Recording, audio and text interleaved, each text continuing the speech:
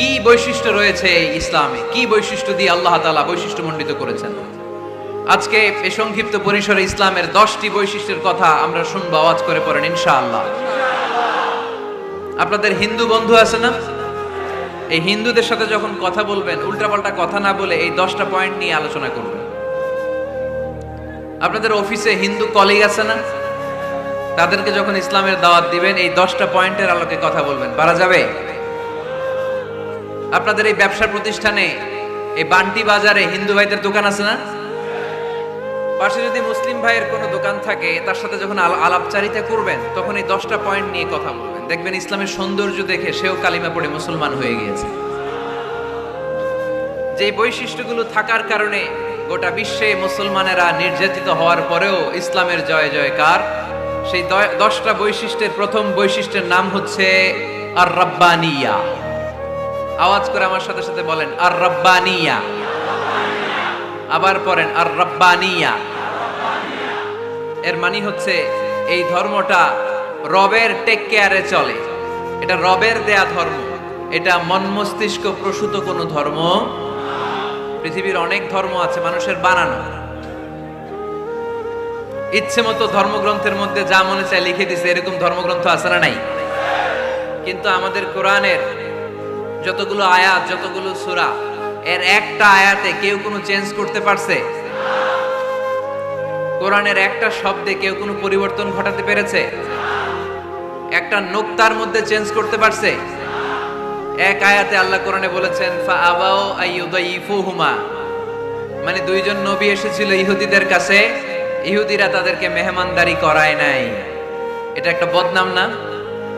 ওমরে ফারুক যখন রাদিয়াল্লাহু তাআলা আনহু মদিনার খলিফা, ইহুদিদের একটা দল ওমরে ফারুকের সাথে সাক্ষাৎ করে এসে বলে, ওমরে ফারুক, তোমাদের কোরআনে আমাদের ইহুদিদের ব্যাপারে একটা বদনাম আছে। কি বদনাম?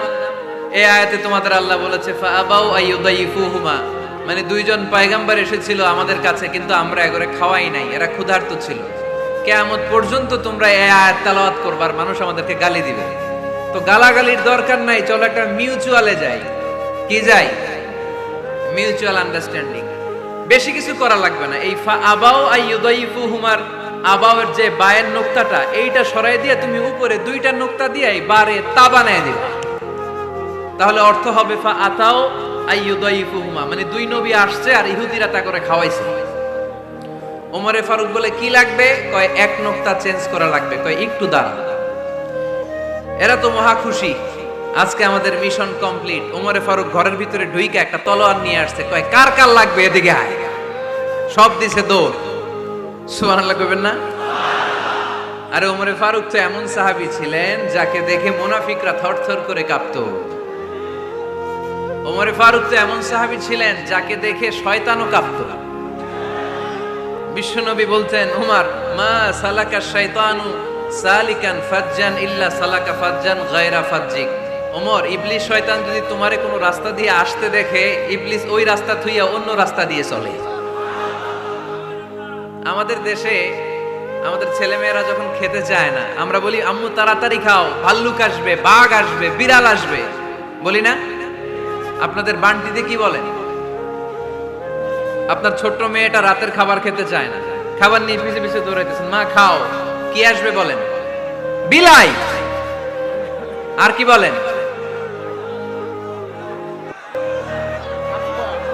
আচ্ছা, শিয়াল আসবে, কুকুর আসবে, বিড়াল আসবে। মদিনাতেও মদিনার মায়েরা বাচ্চাদেরকে রাতে খাওয়াতে পারতো না, তখন বাচ্চাদেরকে বলতো মা তাড়াতাড়ি খাও, হা হুয়া ইয়াতি ওমর, ওই যে ওমর আসতেছে ওমর। ওমরে ফারুকের নাম শুনলে ভয়ে চুপটি মেরে বাচ্চাগুলো খেতে শুরু করতে পড়েন। সুবহানাল্লাহ।